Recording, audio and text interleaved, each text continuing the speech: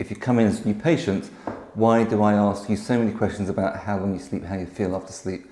Sleeping is incredibly important for your body to recover, for you to move from the sympathetic fight or flight response into the parasympathetic heal, rest, relax, grow, repair response.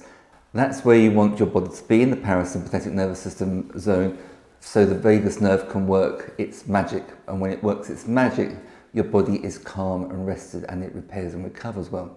Anybody who had looked at my website and seen that I had a bad bike crash in February 2017 and read some of my biography on the website will realise that I had quite a big journey of recovery, and it was a learning experience as well. It's all very well telling patients this is what you need to be doing.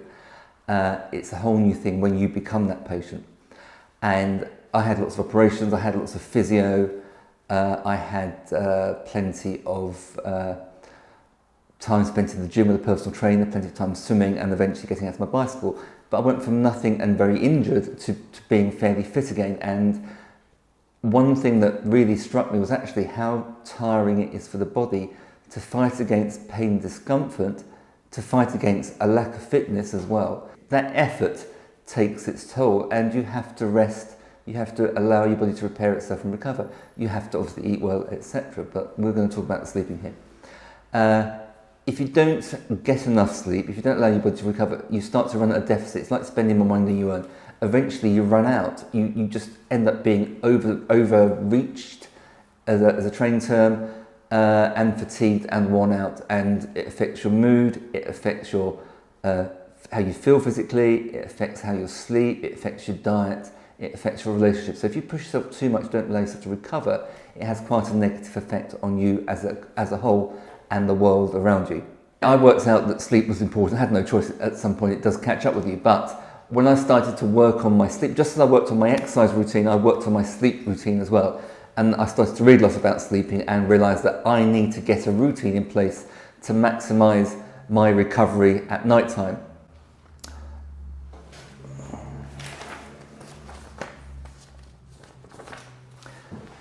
And that's really the first thing. Routine is key.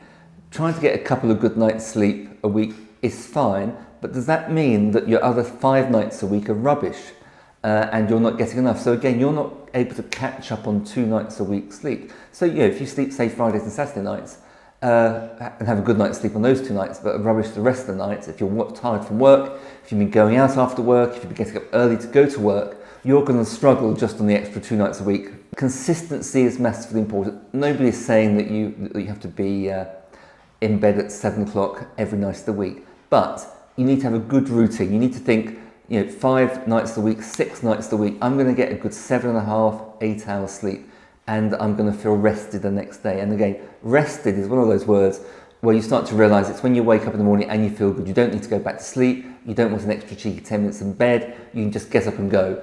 You want to be rested in the morning. So, what is a good nighttime routine? Well, firstly, think if I need 7 hours sleep and I have to get up at 6:30, 7 o'clock, I want 8 hours sleep, go to bed at 11 o'clock, go to bed at 10 o'clock and get that habit. But going to bed at 10 o'clock doesn't mean to say that you're going to get your 7 hours sleep.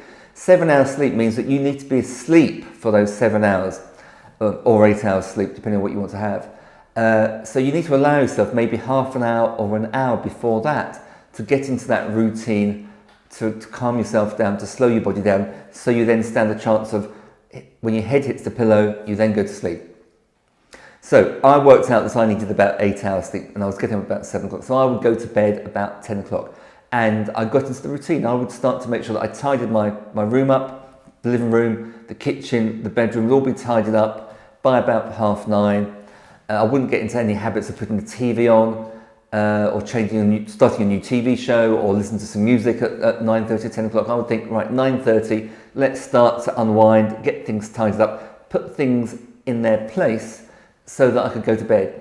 I would then go up to bed, clean my teeth, do all that sort of stuff, maybe have a nice shower, and then have a nice, well, I say nice, one of those nighttime cups of tea, which is, I would then get into bed and slowly unwind and go off to sleep. And the first couple of times it was quite a novelty, it was quite hard work.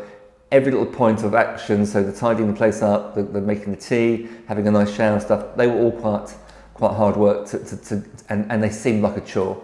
But once I got into the habit of it, I started to really appreciate what a good night's sleep actually is and how it can make you feel. And if you start to have that on a regular basis, you start to get the benefits health-wise of the accumulation of a good night's sleep, and you then start to affect how the nervous system works. So you start to get yourself out of that fight or flight response, you get yourself into that parasympathetic response, and your body starts to repair, recover, it calms down better, and your whole nervous system starts to flourish. What can your sleep routine be? So first of all, make sure that your bedroom's tidy, maybe make sure that you make your bed in the morning, the pillows are nice and comfy, you've got the right sort of duvet, you've got the right sheets for the time of year. You're not going to sleep well if A, you're too cold, or B, you're too hot. Windows open, windows closed, well, again, depends on the time of the year, but you want some ventilation. I'm quite a hot sleeper, so I need the room fairly cool. So getting the temperature about right is important. Also, having good curtains. If your curtains are too thin, they allow in light, then potentially in the summer months, sleeping is going to be harder. So maybe get some blackout blinds or get some decent curtains. That's a start. Research teas. There's some load of nighttime teas out there now, relaxed tea, nighttime teas, or just a plain fruit tea. Anything like that, just a warm drink to calm you down, to help you sort of get off to sleep. Obviously, there are things to avoid before you go to bed if you want to go to sleep. So maybe don't eat last thing at night. Stay off the alcohol, stay off the tea, stay off the coffee. If you smoke, don't smoke before you go to bed because that nicotine's a stimulant. Obviously, stay off your fizzy drinks. That's the last thing you need to be having before you go to bed. Maybe in the run-up to when you switch off the TV to think about what you're watching. Maybe the last thing you want to be doing is watching a news programme. Maybe the last thing you want to be watching on TV before you go to bed is a horror film or something that really stimulates you, really gets the brain going, starts you get into that fight or flight response. Maybe watching a catastrophe movie or watching the news may be enough to put you into that fight or flight response. So when you go to bed, you're still trying to process that. So maybe be selective about what you watch in the evening before you go to bed. Maybe leave those films for a Saturday night or a lunchtime kind of viewing. So, your bed's sorted out, your bedroom's sorted out, you cleaned your teeth, you've got your nighttime tea, you're laying in your bed, nice duvet, nice pillows, nice dark room, really comfy. What you want to do then, you've still got your brain to deal with. So, we've talked in other videos about meditation and mindfulness, so maybe that's the time to think about, I'll do a nighttime meditation, which is actually what I used to do. I used to go to bed and then do some breathing techniques, some nighttime techniques to really slow my nervous system down and prepare me for going off to sleep. So that's a good plan of action. Leave your telephone outside the room. I know it's difficult. We use our telephones as alarm clocks, maybe having it on the radio, but maybe start to think about either getting a bedside radio and a bedside alarm clock and leaving your phone somewhere else. Leave it charging downstairs away from you. That blue light isn't great for us. Having some music on in the background will be fine.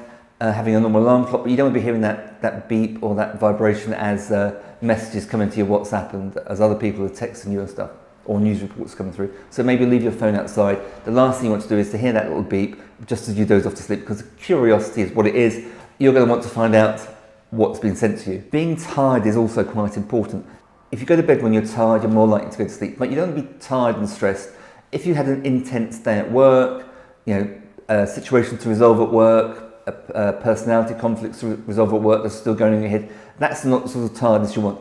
Physical exertion is good. Go for an evening run, go for an evening swim, go for an evening bike ride, go for an evening walk, and use that as a bit of a relaxation kind of stuff. And also have that as a regular event. Try and do your exercise maybe 3 or 4 times a week. Try to get your body tired and a little bit worn out so it naturally wants to fall to sleep. If you're not worn out, going to sleep is going to be that much harder.